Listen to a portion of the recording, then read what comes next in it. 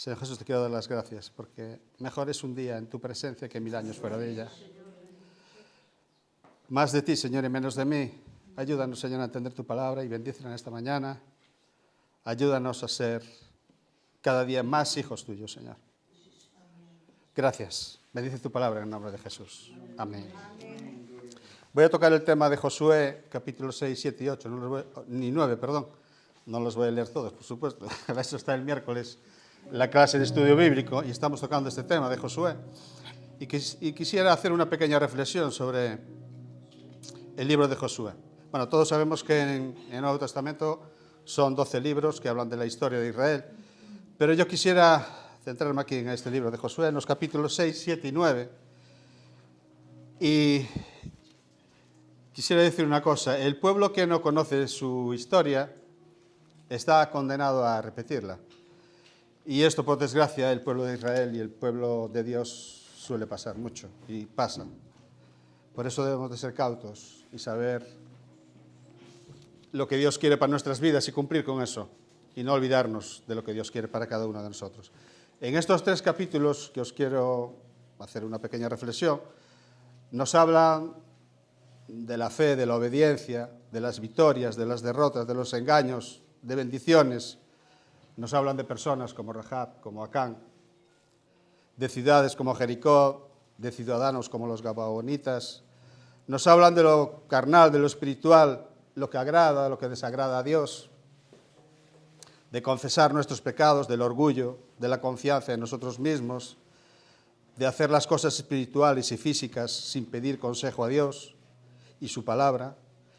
Y este es un mandato para cada uno de nosotros. ¿Os acordáis que en Josué capítulo 1, verso 8 dice: el Señor le recordó a Josué, estudia constantemente este libro de instrucción? Estoy en la nueva versión viviente, porque no estoy con Reina Varela. Estudia constantemente este libro de instrucción, medita en él de día y de noche para asegurarte de obedecer todo lo que allí está escrito. Solo entonces prosperarás y te irá bien en todo lo que hagas. Mi mandato es: esfuérzate y sé valiente, no tengas miedo ni te desanimes, porque el Señor tu Dios está contigo donde quiera que vayas. Sabemos eso, Dios está con nosotros donde quiera que vayamos, a pesar de las dificultades, a pesar de todo lo que el enemigo, el mundo y la carne quiera hacer en nuestras vidas. El Señor está con nosotros. Amén. Y esto lo respalda también en 2 de Timoteo, en referencia a este verso de Josué. 2 de Timoteo, capítulo 3, versos 16 al 17.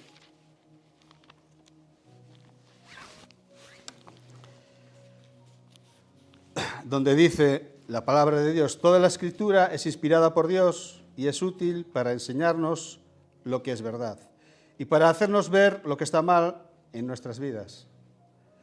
Nos corrige cuando estamos equivocados y nos enseña a hacer lo correcto. Dios la usa para preparar y capacitar a su pueblo para que hagan toda buena obra. Amén.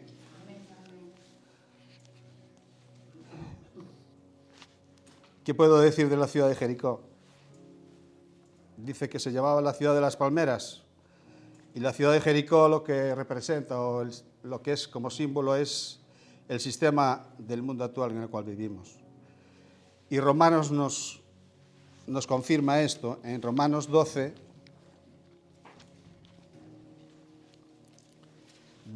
versos del 1 al 2, donde dice: por lo tanto, amados hermanos, les ruego que entreguen su cuerpo a Dios por todo lo que Él ha hecho a favor de ustedes, que sean un sacrificio vivo y santo, la clase de sacrificio que a Él le agrada.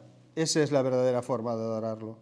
No imiten las conductas ni las costumbres de este mundo, más bien dejen que Dios los transforme en personas nuevas al cambiarles la manera de pensar. Entonces aprenderán a conocer la voluntad de Dios para ustedes, la cual es buena, agradable y perfecta. Amén. Aleluya. Así como Jericó fue derribada, es necesario que nos esforcemos y seamos valientes en derribar todo obstáculo que nos aparte del compromiso de nuestra salvación. Dice el Señor, sed santos porque yo soy santo. Amén. Otra de las ciudades que vemos en este libro de Josué es Jai. Y lo que significa Jai, por desgracia, es un montón de ruinas. Y simboliza a la naturaleza humana, de la cual nosotros en un principio estábamos en ruinas. Y el Señor nos quitó de esas ruinas que teníamos, ¿verdad? Solo puede ser vencida cuando reconocemos nuestra debilidad. Y en 2 de Corintios, capítulo 12, versos del 9 al 10,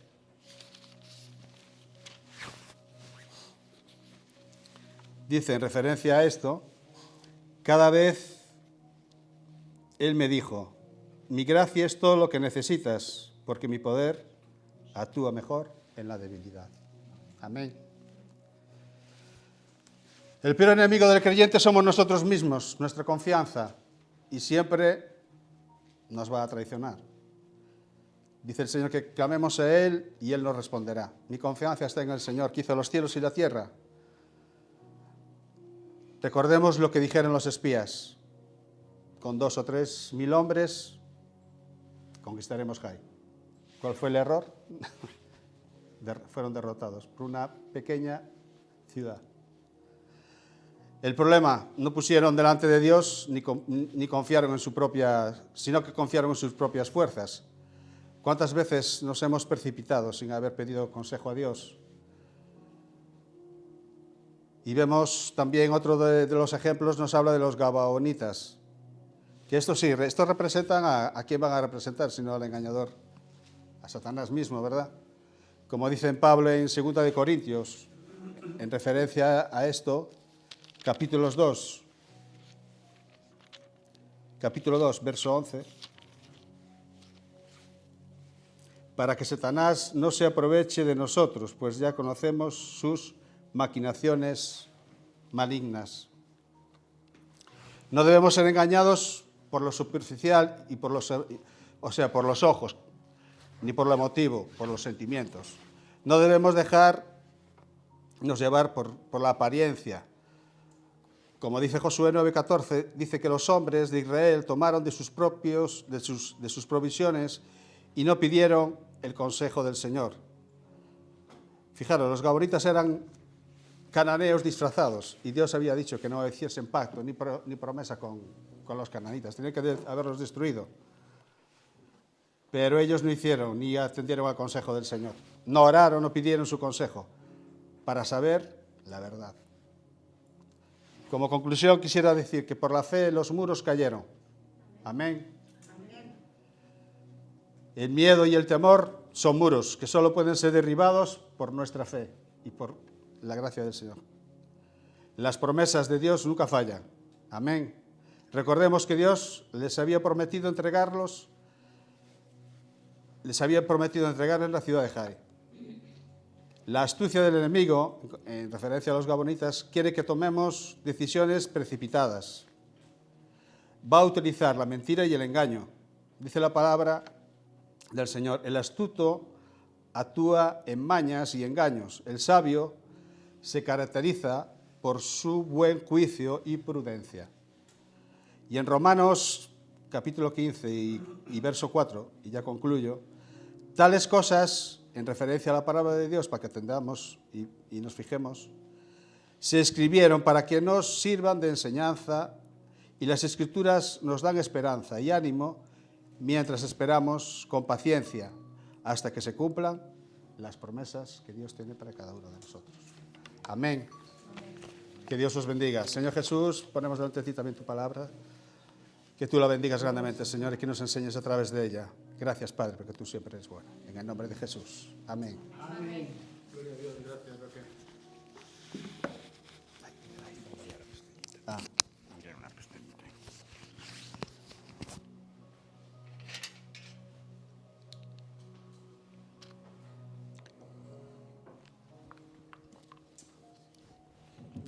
Gloria a Dios, el Señor es experto en edificar ruinas.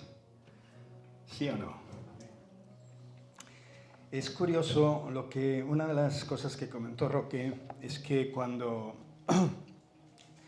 fueron derrotados por esa pequeña ciudad, acababan de entrar en Canaán y habían tenido anteriormente una gran victoria contra Jericó, las murallas, esas famosas murallas que cayeron cuando empezaron a glorificar y a cantar y a alabar y a gritar, ¿no?, fuertemente, ¿no? Muchos piensan que esas murallas cayeron porque realmente hicieron eso, pero realmente cayeron por el poder y por la fe, obviamente, que Roque comentó. Por la fe, por cuanto obedecieron, y por el poder de Dios, por cuanto Él tiene el poder para hacer cosas verdaderamente increíbles en la vida de las personas. Amén. ¿Quieres que haga cosas increíbles en las tuyas? Pues hay algo muy importante que nosotros tenemos en nuestras casas, tenemos en nuestras manos, que es la palabra de Dios. Y los cristianos no podemos vivir sin ella, porque si no ocultaremos la sabiduría, ocultaremos el manual que realmente necesitamos para que podamos caminar recta y justamente, ¿no? Y para que podamos también, si es que nos equivocamos o si es que erramos o si es que fallamos, que lo haremos seguramente 100%, pues poder recuperar nuevamente el camino, poder recuperar nuevamente la visión, la sabiduría, la fortaleza y poder andar con nuestros pies por el camino correcto. Y sabemos que no hay otro camino que no sea el de el Maestro, Jesús. Jesucristo es el camino, la verdad y la vida. La palabra de Dios dice que caerán muchos a nuestra derecha y a nuestra izquierda, pero lo importante es que cada uno de nosotros, los que aquí estamos, sigamos por ese camino. Amén.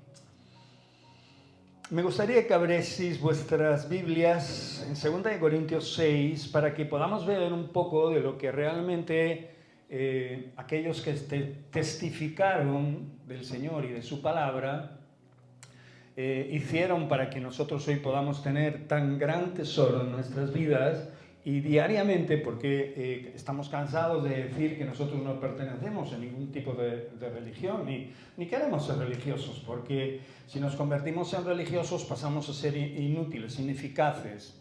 Entonces, donde realmente la verdad de Dios transforma y cambia las vidas es en nuestro día a día, en nuestras luchas diarias con nosotros mismos, con las personas que hay a nuestro alrededor, empezando por nuestra casa, en nuestra familia, y después por las personas que tenemos fuera de nuestro hogar, ¿no? Vecinos, amigos, conocidos y demás lindezas.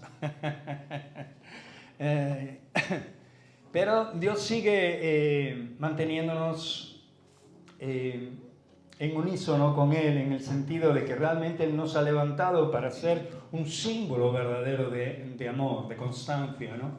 Para que podamos entender y comprender que no podemos vivir ni del pasado ni vivir de un futuro incierto, ¿no? Sino de un presente que realmente nos invita a cambiar continuamente. Las viejas cosas pasaron, son todas hechas nuevas en Cristo Jesús. Hay quien quiere vivir en el pasado o hay quien se resiste a que realmente Dios haga en ellos este gran cambio poderoso, ¿no? Pero obviamente la fe, nadie puede prestar la fe de uno a otro. Nosotros podemos ser voceros, cada uno de nosotros seguramente haya sido alcanzado por alguien que le ha hablado de parte de Dios. Y quizás alguno ha servido de ejemplo o es ejemplo para nuestras vidas, ¿verdad? Pero no podemos obviamente vivir de la fe de nadie. Tenemos que ir de nuestra propia fe.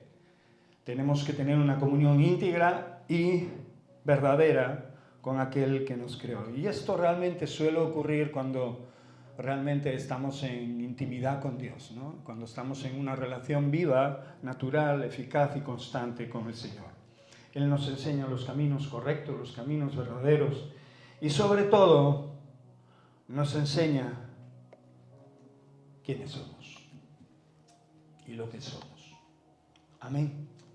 ¿Por qué una persona puede de alguna manera ver su pecado, entender sus errores y comprender sus fallos y poder ser restaurado reconociendo delante de Dios que su arrepentimiento es el vínculo que lo conecta con esa gran verdad?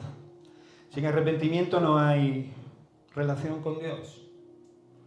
Sin arrepentimiento solo hay turbación en nuestro corazón y en nuestro espíritu y en nuestra mente y en nuestro ser. Y continuaremos cometiendo los mismos errores y los mismos pecados, para caer en un vacío del cual, si no nos recuperamos o si no entramos en un conocimiento, poderoso y verdadero que nos lleve corriendo al trono de la gracia, obviamente muchos no podrán alcanzar esa misericordia, porque sus mentes y sus corazones habrán sido cauterizados.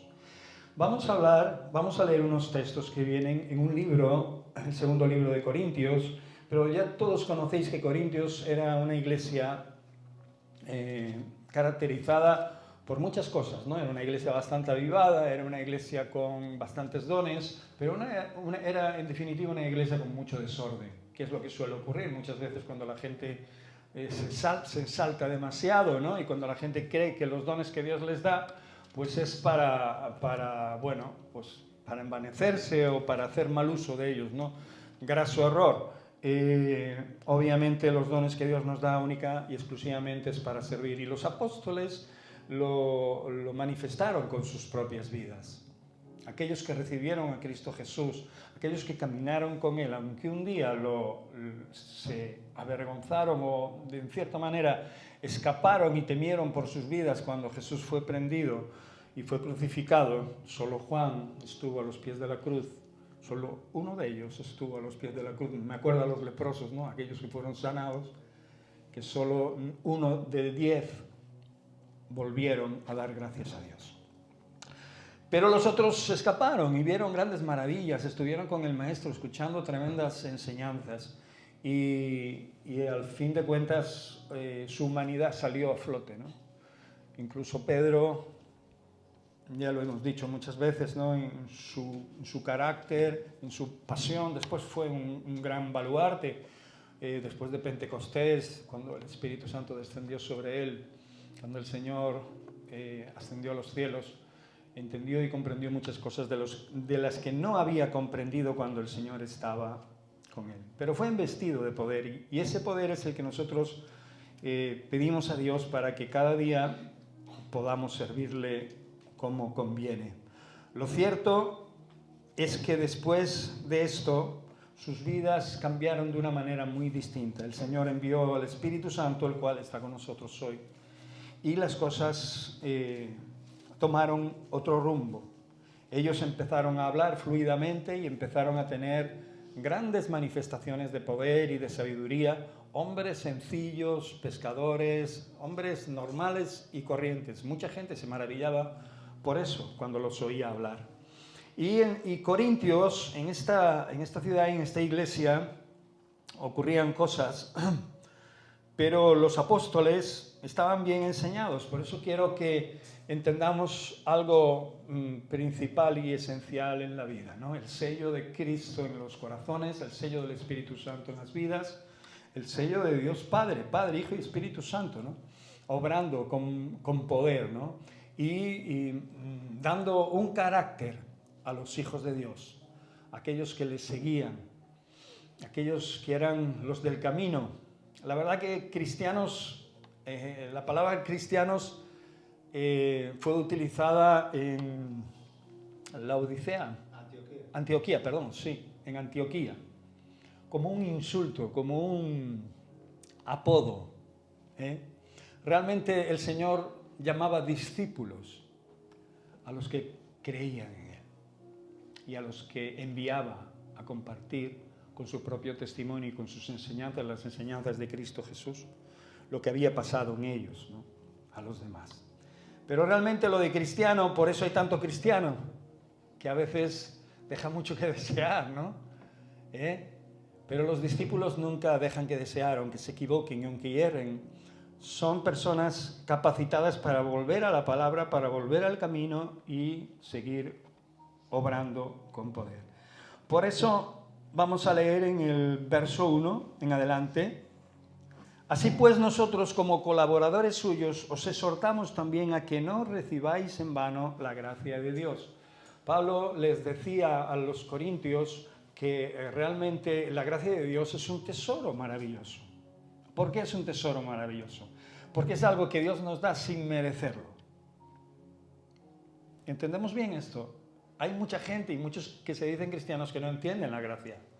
Y la gracia de Dios no es otra cosa que recibir un regalo inmerecido, algo que realmente nos capacita para poder caminar por un camino recto, de luz, un camino que nos va a enseñar una vida nueva, algo diferente, algo distinto a lo que ya habíamos aprendido del mundo, y que obviamente nos mantendrá alerta contra todos los ataques que provengan de cualquier lado o situación, ¿no?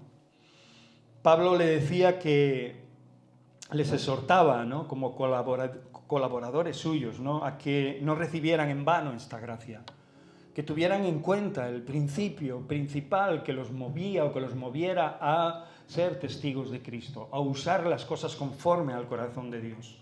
Decía en el verso 2, porque dice, en tiempo aceptable te he oído y en día de salvación te he socorrido. O sea que el Señor ha actuado sobre nuestras vidas de una manera poderosa y de una manera clara. Muchos de nosotros no estaríamos aquí si no fuese así. Nos hubiéramos vuelto a enredar en las cosas del mundo.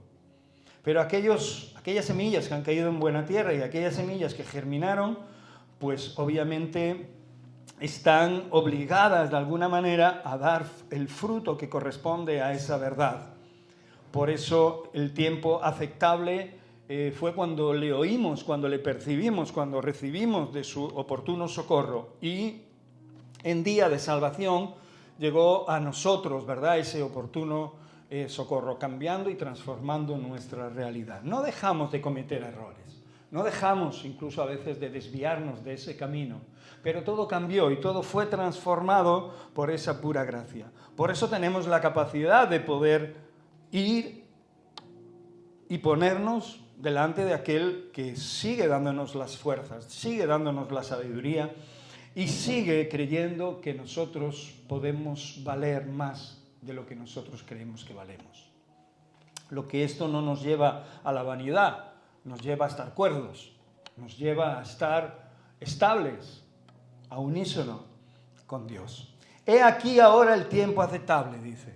Este es un buen tiempo. Este es el mejor de los días que hemos vivido, aunque no lo creáis. No hay mejor día que el que vives.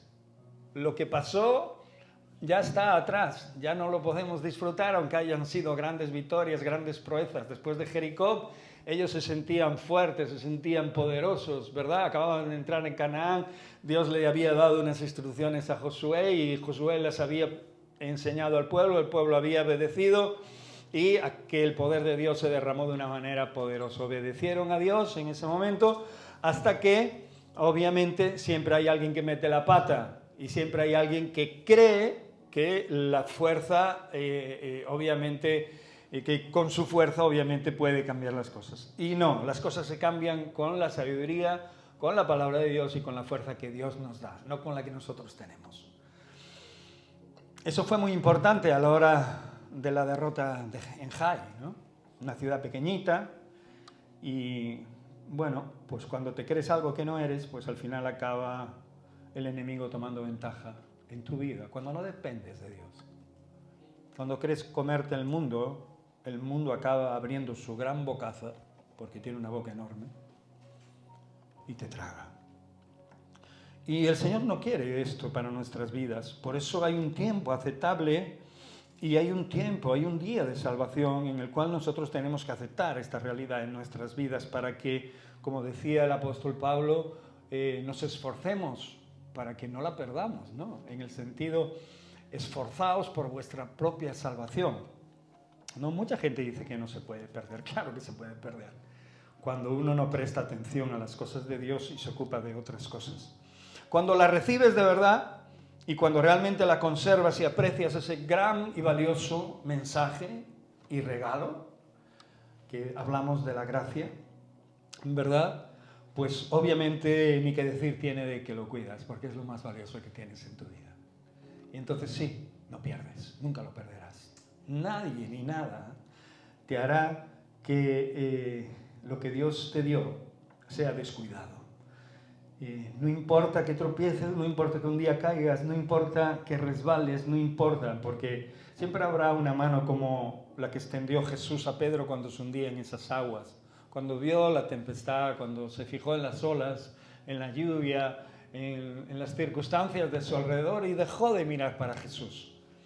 Mientras miró para Jesús, ¿qué ocurrió? Sus pies caminaban sobre las aguas. Era un milagro. Un ser humano no puede caminar sobre las aguas. Se hunde, ¿sí o no? Y fue lo que le ocurrió a Pedro. Cuando miró para la tempestad y para todo lo que había a su alrededor, se hundió. Y si miramos para todo lo que nos rodea, pues obviamente lo único que nos puede entrar es incredulidad. Cuando dejas tu oído a que un incrédulo o alguien peor te susurre algo a él y tú te empieces a cuestionar esta gran verdad de Dios, pues lo único que puede pasar es que tú realmente te pongas en tu sitio, rechaces esas palabras y sigas confiando en Dios o, obviamente, escuches al enemigo, porque cuando escuchas cosas contra Dios o contra la verdad de Dios, es simplemente el enemigo usando a alguien o el enemigo mismo susurrándote a tu oído. Imagínate que estás ahí mismo, ¿no? Y que estás sintiendo una voz que te está diciendo, bueno, esto no es verdad, no sé qué, no sé cuánto, para arriba, para abajo. Pues no es otra cosa que un diablillo queriéndote convencer de algo para que desistas de seguir al Señor. Aquellos que hemos caminado cierto tiempo con Dios hemos visto las maravillas de Dios, pero aún así los diablillos nos susurran al oído. Y los incrédulos también exponen su plan mundano para que realmente nosotros no avancemos en Cristo Jesús. Pero dice la Escritura que ni hambre, ni desnudez, ni la muerte, ni ángeles, ni potestades, ni ninguna cosa creada nos podrá separar del amor de Cristo Jesús. Y se refiere a los verdaderos cristianos, a aquellos que han depositado su confianza en Cristo, a los verdaderos discípulos del Señor, aquellos con los que el Señor cuenta para hacer su obra. Dice la Escritura: no damos a nadie ninguna ocasión de tropiezo para que nuestro ministerio no sea vituperado. Antes bien, nos recomendamos en todo como ministros de Dios, en mucha paciencia, en tribulaciones, en necesidades, en angustias, en azotes, en cárceles, en tumultos, en trabajos, en desvelos, en ayunos. Qué tremendo, ¿no? Dice que no damos a nadie ninguna ocasión de tropiezo para que nuestro ministerio no sea vituperado. Sabían que lo que tenían en sus manos era digno y querían ser dignos de esa realidad, de esa verdad. El que alguien te salve tu vida, salve tu corazón, salve tu mente del ataque y del acoso del enemigo, cuando uno se da cuenta de ello y de quién es el que lo ha hecho, no merece más que nosotros le contestemos con dignidad, que realmente apreciemos lo que han hecho por nosotros, ¿no? Y yo creo que ahí radica todo, ¿no? Cuando aprecias lo que hace Jesús por ti, cuando has apreciado lo que ha hecho el Señor por ti, no importa nada lo que pase ya en nuestras vidas, porque Dios tiene una lectura muy diferente a la que nosotros tenemos en nuestra mente.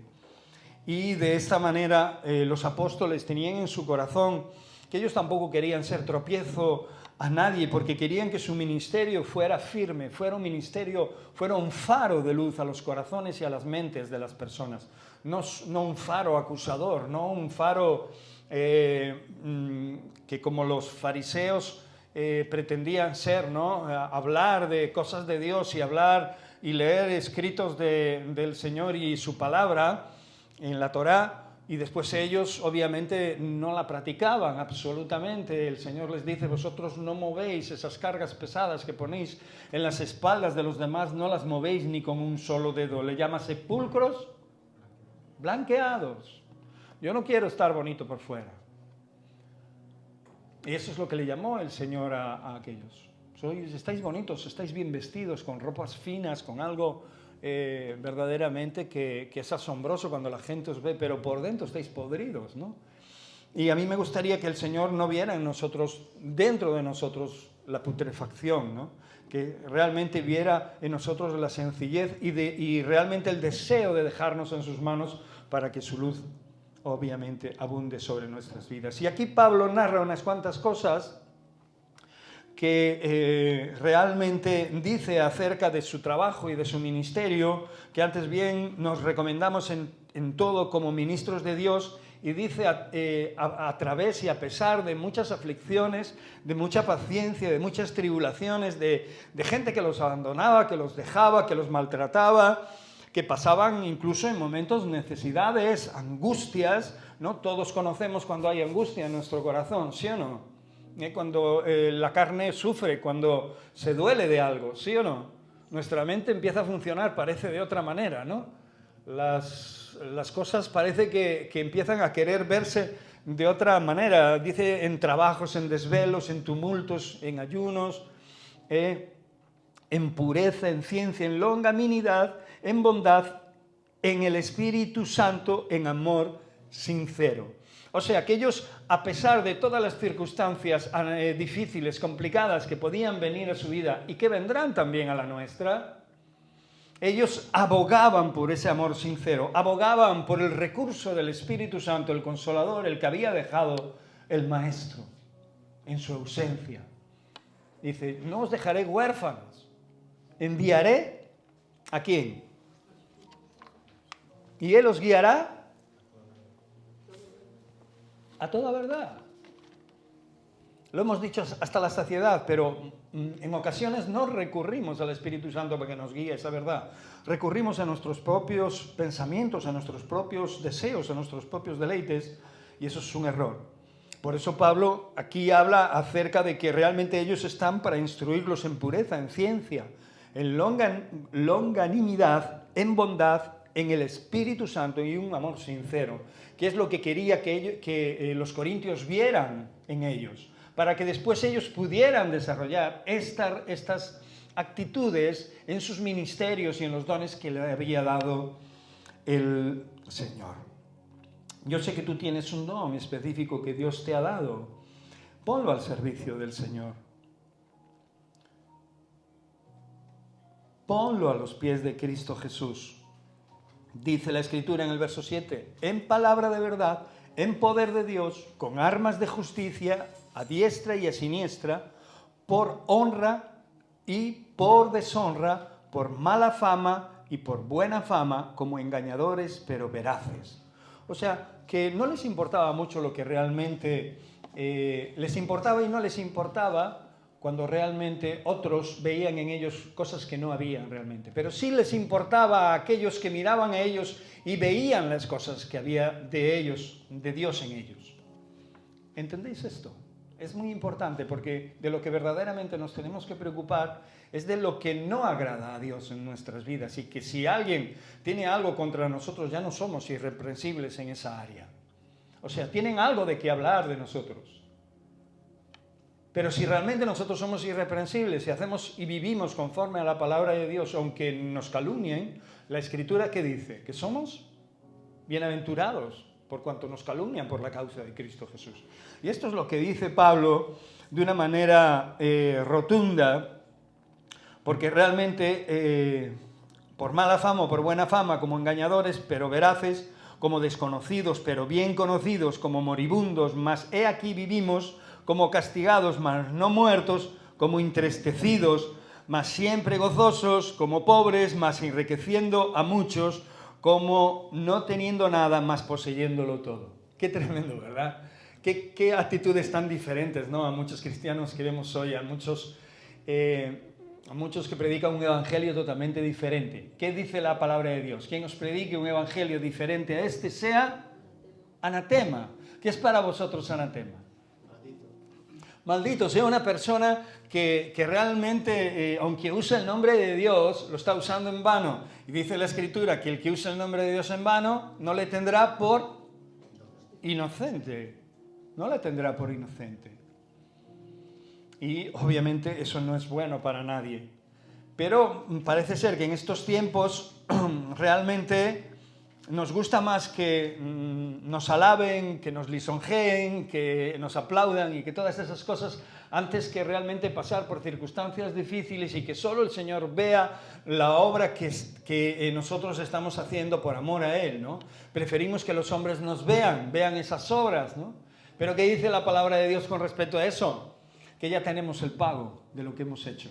Cuando solo perseguimos la gloria de los hombres, cuando hacemos y decimos lo que hacemos, ¿verdad? ¿Qué ocurre? Pues que ya hemos recibido el pago, sencillamente. Lo has publicado, lo has querido que otros te reconozcan, que eres muy bueno, que eres muy majo, todo lo que quieras. ¿Verdad? Dice la Escritura que ya has recibido el pago. No esperes que Dios te dé más nada. Pero sin embargo, cuando realmente tú haces lo que tienes que hacer, cuando realmente lo haces cuando nadie te ve, cuando realmente estás haciendo las cosas correctamente, aunque nadie lo sepa, dice que lo que has hecho, ¿verdad? De esa forma Dios, ¿qué dice? Lo sacará a la luz y te recompensará en público. Obviamente no hay que hacer lo contrario, querer que la recompensa venga del público.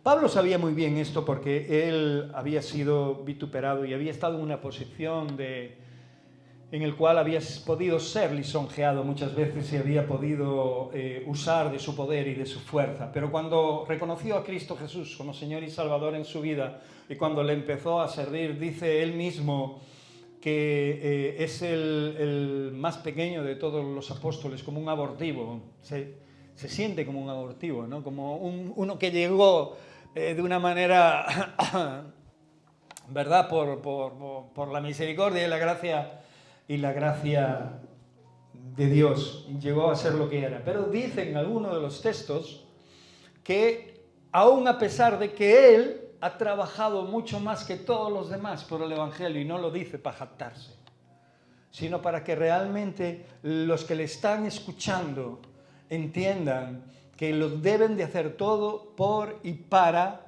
el Señor. Y obviamente tomar testimonio de aquellos que no solo enriquecieron la vida de muchos en aquel momento con la palabra de Dios y dándoles las oportunidades a muchos de ser cambiados y transformados. Porque él mismo lo dice, ¿no? Como entristecidos pero siempre gozosos, aunque tenían motivos para la tristeza, aunque hay motivos para que realmente nos sintamos mal en ocasiones, el gozo del Señor tiene que ser nuestra fuerza, tiene que ser nuestra fortaleza, ¿sí o no? La Escritura así lo recomienda. Dice, mas enriqueciendo a muchos, qué curioso, ¿no? Gente que tenía lo justo, lo opuesto, gente que realmente vivía por fe, el justo por la fe, y si retrocediere, no agradará a mi alma. Esta gente vivía por fe y recorrieron muchos sitios y vivieron conforme a la palabra y a la voluntad de Dios, el amor y del cariño de otras personas que los sostenían, ¿no? Pero la fuente de ellos era Dios. Obviamente Dios usaba el corazón de aquellos para poder beneficiar incluso a estos hombres, a estos apóstoles, a este apóstol en concreto, a Pablo, cuando estaba en las prisiones, cuando era consolado por otros hermanos, ¿no? En sus visitas, en sus escasas visitas. Pero la fuerza estaba en su interior, no estaba en su exterior, no estaba en los demás, la fuerza estaba en él, porque la fuerza de él, ¿quién era? Cristo Jesús, su Señor. Y aún a pesar de eso, él siendo pobre, dice, enriquecía a muchos, como no teniendo nada más poseyéndolo todo. O sea, él era consciente de que tenía muy pocas cosas materiales que dar a nadie.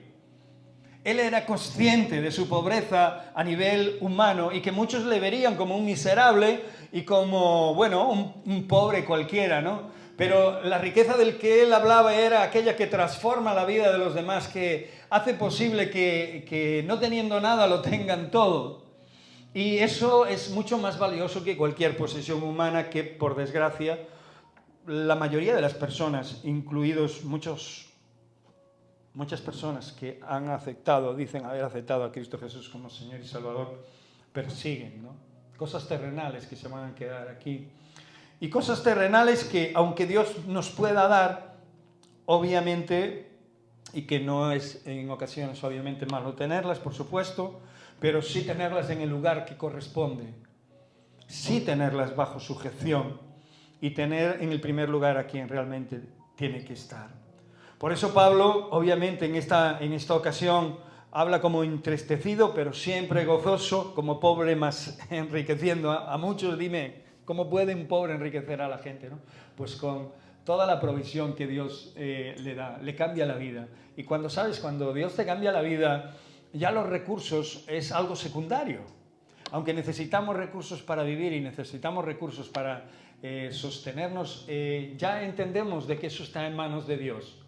Y que realmente no dependemos de eso, aunque tengamos abundancia o que tengamos en ocasiones escasez. Lo que no podemos es dejar de depender de Dios, porque esta es la riqueza que nosotros tenemos. Y ante esto no hay arma forjada que te pueda derribar. No hay nada ni nadie que te pueda destruir. Lo dice la Escritura y la palabra de Dios mismo testifica a nuestro favor cuando realmente ponemos en práctica esta fe. Cuando realmente vivimos confiando en Dios, sabiendo que Dios no solo ha contestado hoy, no ha hablado hoy solo a nuestros corazones, sino que nos sigue hablando y que nos sigue testificando. No importa aquellos que de alguna manera no han entendido y te han culpado de esto, te han culpado de lo otro, o te han atacado o no has sido comprendido. No importa si realmente lo que estás haciendo lo estás haciendo por y para el Señor, obviamente tu trabajo no es en vano. Amén. Porque realmente a quien estás sirviendo es al Rey de Reyes y Señor de Señores. Y Él obviamente pone en tu corazón también el que pueda servir. Acordaos de la palabra de Dios. Acordaros de Jesús, que dice, yo no he venido a ser servido, sino a servir. ¿Cuándo le dice esto? Cuando se pone a lavar los pies de los discípulos. Nos acordamos de ese pasaje. Y le da una muestra realmente visual para que ellos entiendan, por si las palabras no le eran suficientes. Y Pedro, se ve y le dice, pero ¿cómo, Señor? No, esto no puede ser. ¿Cómo me vas a lavar tú los pies? ¿No? Pedro no acababa de entender. Y a veces nos cuesta entender las cosas sencillas, las cosas realmente simples que Dios viene a traer a nuestra vida, ¿no? Dice, ¿cómo vas a hacer esto, Señor? Dice, si no te hago esto, Pedro, no vas a tener parte conmigo. Vemos a Jesús como un ente y como un hombre y como un padre y como un Dios amoroso y justo y verdadero y poderoso, ¿verdad? Y parece que solo tiene esa característica, pero Jesús en muchos de sus sermones y muchos de sus enseñanzas habla con dureza y habla directamente a los corazones. No solo a Pedro le dice aquí en este momento, si no te lavo los pies no tienes parte conmigo. Olvídate de ser mi discípulo. Sino que en cierta ocasión le dice, apártate de mí, Satanás. ¿Sí o no? Lo dijimos allá atrás. Le llama Satanás a Pedro. ¿Por qué? Porque obviamente Satanás le estaba susurrando al oído a Pedro y Pedro lo único que hizo fue ser portavoz de aquellos susurros a su oído. No mueras, ¿cómo vas a morir por nosotros? Apártate de mí, Satanás. Porque estaba hablando el enemigo a través de él. ¿Cuántas veces ha hablado el enemigo a través de nosotros? ¿Cuántas veces? ¿Cuántas veces hemos pensado que Jesús ha venido por otra cosa que no fuera servirnos y enseñarnos a servir? ¿Cuántas veces hemos creído que eran los demás los que tenían que ir detrás de nosotros a todos lados? Los que nos tenían que buscar, los que nos tenían que llamar, los que nos tenían que hacer todo, porque nosotros somos los que realmente tenemos que ser servidos. Cuando respondes al llamado de Dios, empiezas a ver cosas y empiezas a aprender cosas que te transforman, que te cambian tu manera de pensar y que te ponen la coraza, ¿verdad?, el escudo de la fe. Te ponen toda la armadura de Dios que viene en Efesios 6, que obviamente me imagino que ya sabéis. Dice el verso 11, nuestra boca se ha abierto a vosotros, oh Corintios, nuestro corazón se ha ensanchado. No estáis estrechos en nosotros, o sea, que en sus palabras ellos tenían la capacidad de poder ensancharse, de poder aumentar su beneficio en Cristo, aumentar las enseñanzas y aumentarse ellos mismos a la hora de practicarlas. Dice la Escritura, no estáis estrechos en nosotros, pero sí sois estrechos en vuestros propios corazones, en vuestro propio corazón, pues para corresponder del mismo modo como a hijos hablo, o sea que les estaba hablando con franqueza y les estaba hablando con sinceridad para que aprendiesen, para que cambiasen. Nosotros tenemos que seguir aprendiendo y seguir cambiando. El que piense haber llegado a conocerlo todo, el que piense saberlo todo a sí mismo, se engaña, es el que menos sabe de todos. Por eso nosotros, si tenemos el corazón abierto, necesitamos seguir queriendo crecer. Yo el primero, el que os hablo. Pero Pablo les decía con todo amor, como hijos amados, ensanchaos también vosotros. Le dice, no estáis estrechos en nosotros, porque somos un baluarte para vosotros. No se estaba lisonjeando. Le estaba diciendo que Dios realmente les había enviado para fortalecerlos en fe y que todos los tesoros que tenían en su corazón, todas las palabras que habían hechos, procuraban beneficio para ellos. Pero Pablo le tiene que decir, pero sí sois estrechos en vosotros mismos, en vuestro propio corazón. O sea que no acabáis de entender las cosas como se os dicen. Por eso nosotros, hermanos, cuando tenemos dudas, no tenemos que ir o recurrir a ningún incrédulo o escuchar cualquier cosa que provenga del mundo. Tenemos que ir a las Escrituras, tenemos que ir y hablar con los hermanos que nos pueden dar luz, consejos verdaderos.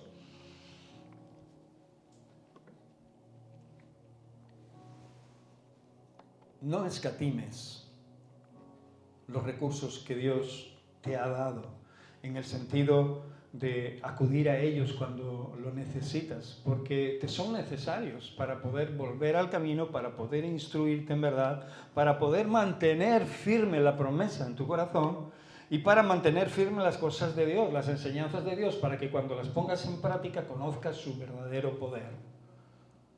Y nada ni nadie te pueda destruir, ni te pueda hacer cambiar de idea ni de opinión.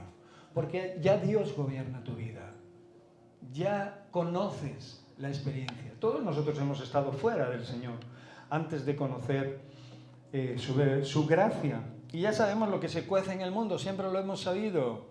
¿Qué importancia tiene volver atrás al lugar de donde nos rescató Cristo? Obviamente yo no estaría interesado en ella, no sé vosotros, pero yo no estoy interesado en volver de donde me rescató el Señor. Por eso lo único que debo y creo que es lo necesario que debe procurar mi vida, mi alma, mi ser, es seguir los pasos del Señor. Es volcarme en su instrucción, ¿sí o no? Esto es lo que le está diciendo Pablo. Deja, Javi, deja, Enca, dejar cada uno de vosotros con vuestro nombre, tener vuestro corazón estrecho y ensanchar vuestro corazón para las cosas que Dios tiene para vosotros. Por eso dice, pues para corresponder del mismo modo como hijos os hablo, ensanchaos, abrir vuestro corazón de par en par también vosotros.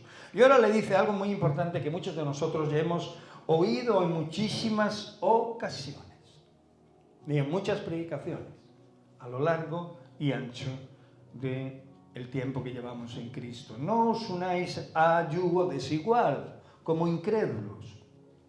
Bueno, dice en concreto, no os unáis en yugo desigual como los incrédulos, porque ¿qué compañerismo tiene la justicia con la injusticia? ¿Y qué comunión la luz con las tinieblas? ¿Y qué concordia Cristo con Belial? ¿O qué parte del creyente con el incrédulo? ¿Y qué acuerdo hay entre el templo de Dios y los ídolos? Porque vosotros sois el templo del Dios viviente, como Dios dijo. Qué tremendo, ¿verdad? No os unáis a yugo desigual. ¿Cuántas veces lo hemos hecho, ¿no? En múltiples ocasiones y por diferentes motivos, ¿no? Pero la iglesia de hoy está más tentada a caer en esto que nunca en la vida. Porque el mundo tiene recursos. Y cuando digo la iglesia, digo cada uno de nosotros. Y la iglesia en general, en global, ¿no? Pensando que las cosas que podemos recibir del mundo son compatibles con las cosas que Dios nos da. Y todos acabamos de leer que no hay nada que se le parezca a lo que Dios nos da con lo que el mundo nos quiere dar. Pero en ocasiones, tanto la iglesia como individualmente, cada uno de nosotros sucumbimos ante estas cosas, porque nos cuesta esperar, porque lo que nos están ofreciendo parece ser agradable o porque realmente queremos, simplemente es nuestro deseo.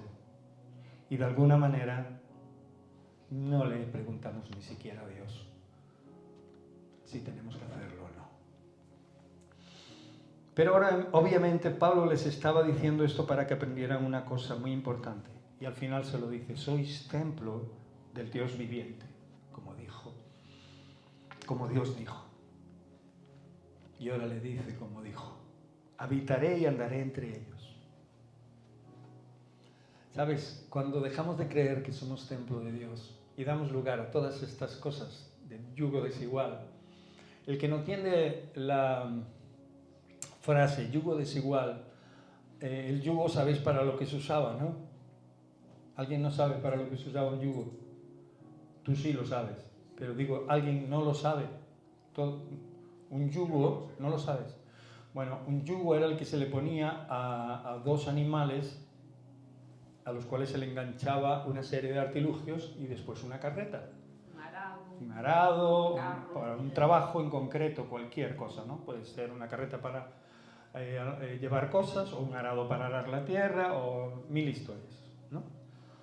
¿Y qué pasaba? Que cuando ponía un animal al lado de uno que ya sabía cómo llevar ese yugo, el otro, que no sabía, obviamente lo único que hacía era estorbar, porque andaba mal, el yugo tiraba de un lado, no caminaban bien, se podían incluso hacer daño, ¿no? Por eso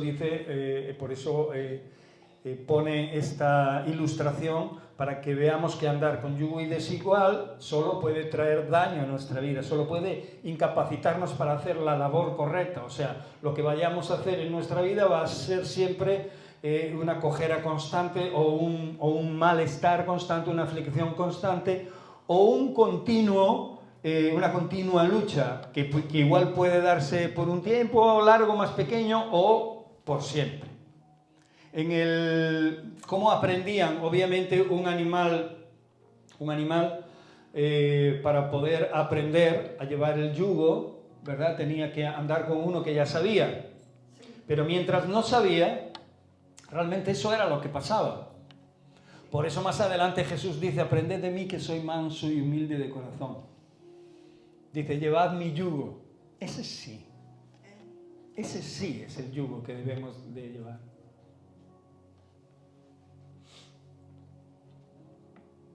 Porque mi yugo es fácil, dice, y ligera mi carga.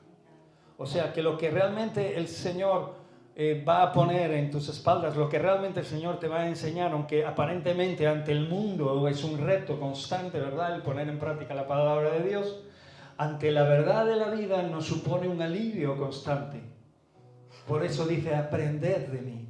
Sin embargo, en ocasiones nos hemos empeñado en aprender del mundo que no tiene a Dios, del mundo que persigue a Beliales, que persigue, que queda iluminado con incrédulos, que va detrás de ídolos, que ama más la injusticia que la justicia, el mundo que realmente huye de la verdad.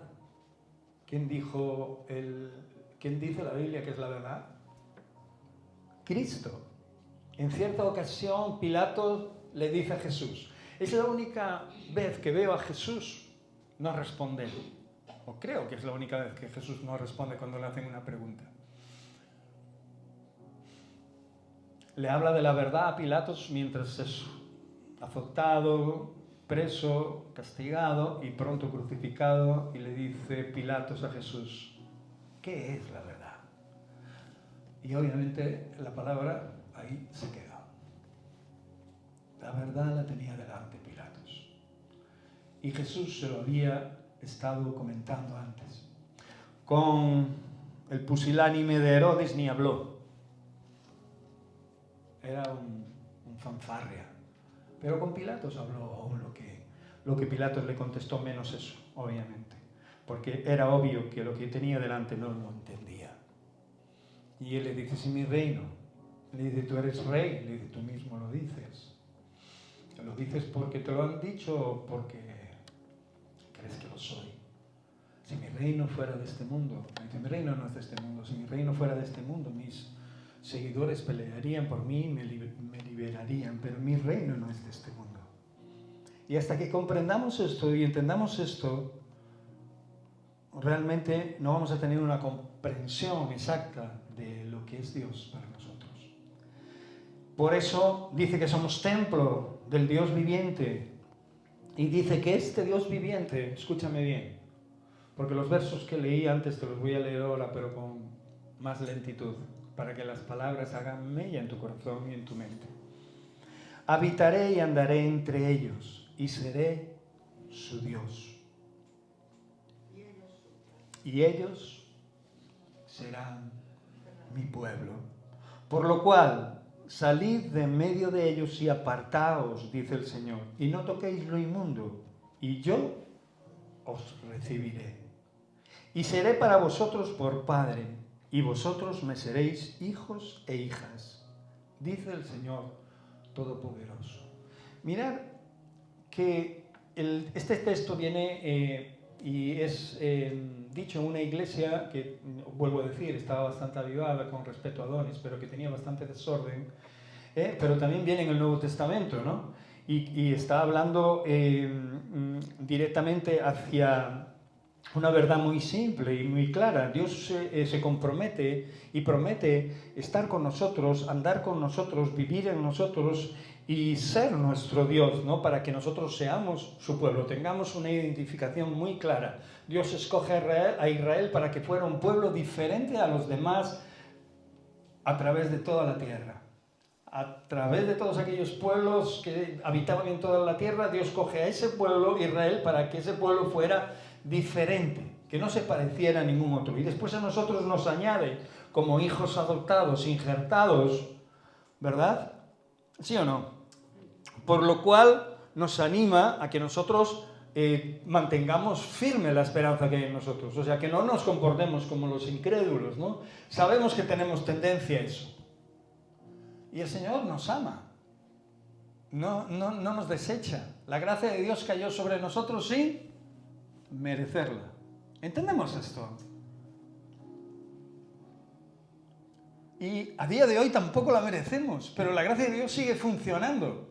Pero sabiendo que no merecemos la gracia de Dios y que la hemos recibido, ¿por qué queremos seguir caminando hacia otro camino que no sea Él?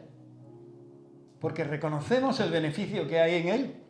Y reconocemos también que todo aquello que nos pide, aunque es doloroso en nuestra carne en ocasiones y que va en contra de nuestros deseos, es lo que realmente necesitamos en nuestras vidas. Y lo que realmente nos va a mantener firmes y a flote y dignos, y además nos va a mantener instruidos en la verdad, y nadie nos va a poder engañar. Ni vamos a ser esclavos, porque el que peca, dice la palabra de Dios, ¿qué es? Esclavo de ese mismo pecado.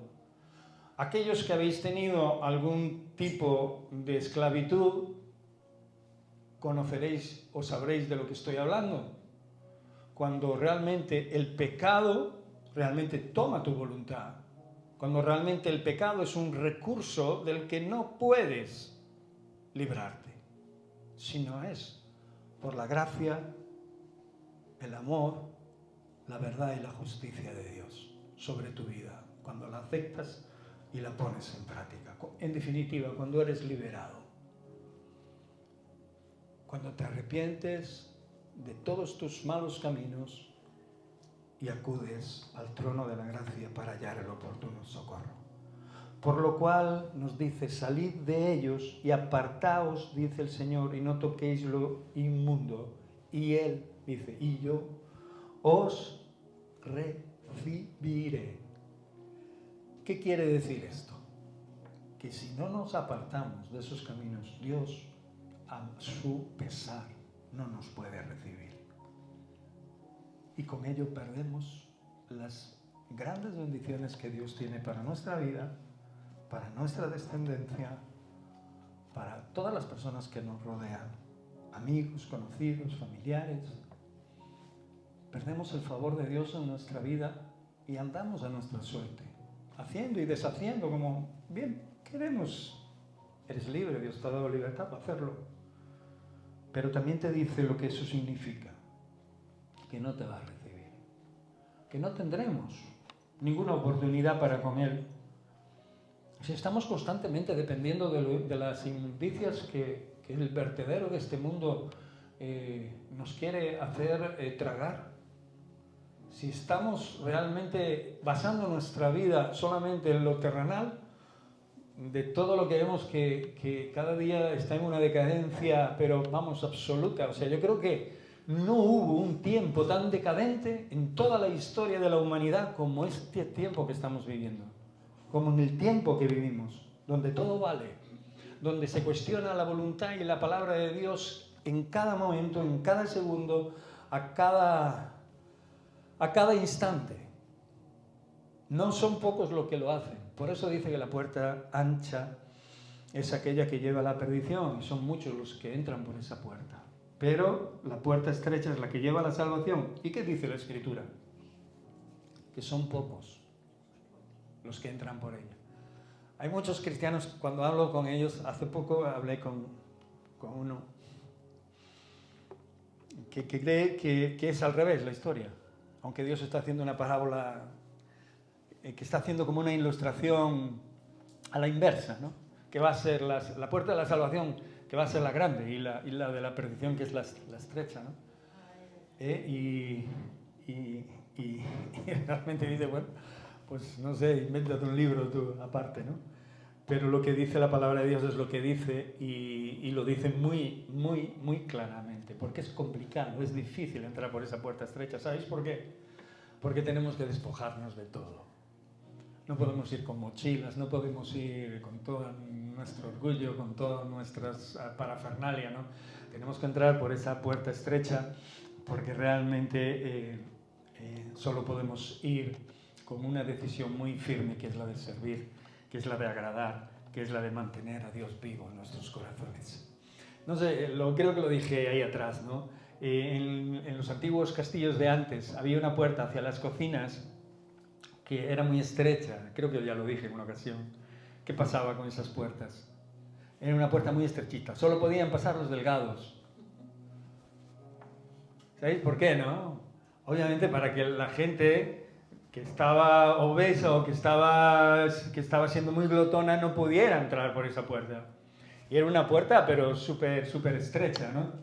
O sea que tenían que comer lo justo, tenían que tomar lo justo de aquellas cosas que había dentro de aquel lugar, de aquella despensa. Y aquellos que se habían pasado, que eran demasiado glotones o que se le iba la vista en todo y que no hacían más que zampar o simplemente querer robar o coger alimentos, ¿no? Cuando estaban, obviamente, bien ya distribuidos para todos, racionados, no pudiera hacerlo. Y así es también esa puerta que nos lleva a la salvación. Por eso, ¿cuál es tu decisión? ¿Cuál es nuestra decisión constante? Pablo les estaba exhortando, les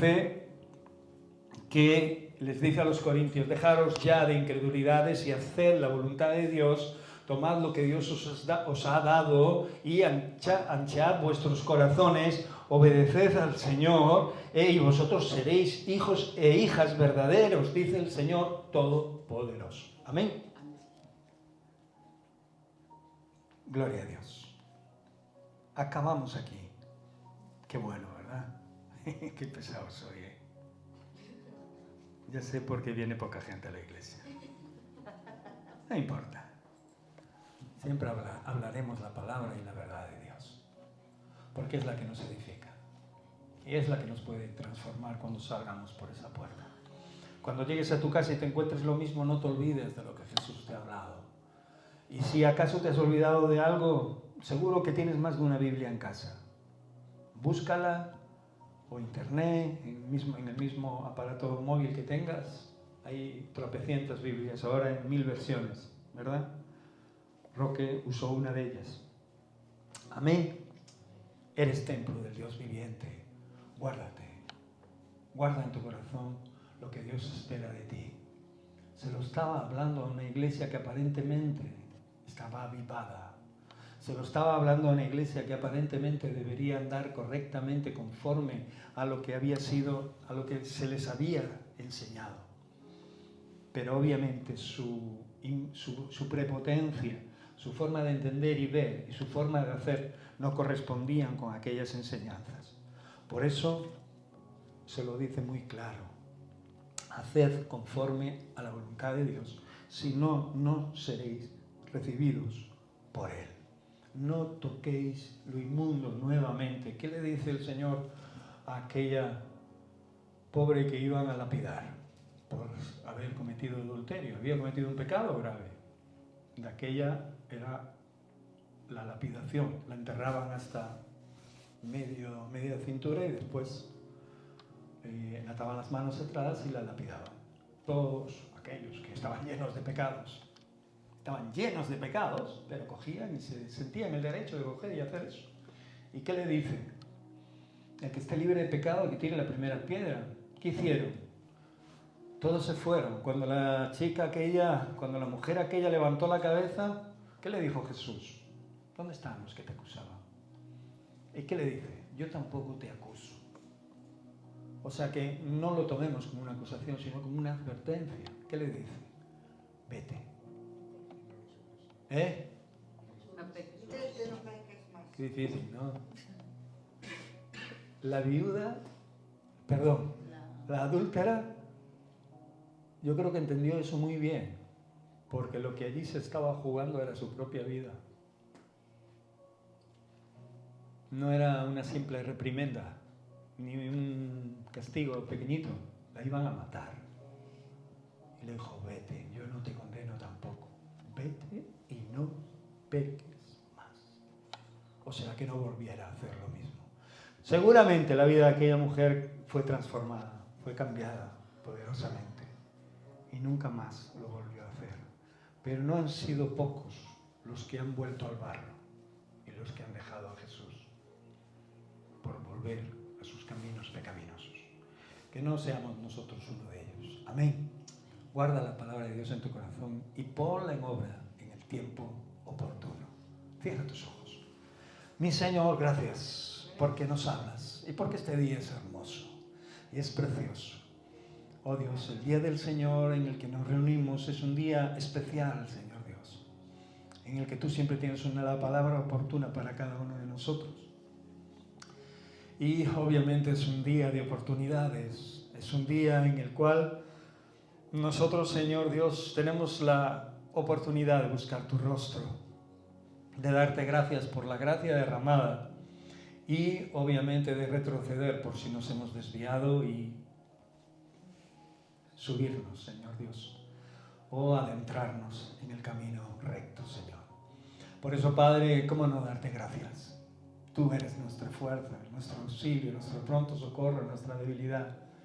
Padre, gracias por saber perdonarnos, porque tú no nos condenas, Señor Dios. Sabemos quién es el que nos condena. Oh Padre mío, gracias, porque tu misericordia, Señor, es nueva cada día. Porque tu verdad, Señor Dios, es indiscutible. Tú eres esa verdad. Padre, gracias por este momento. En el nombre de Cristo Jesús. Amén.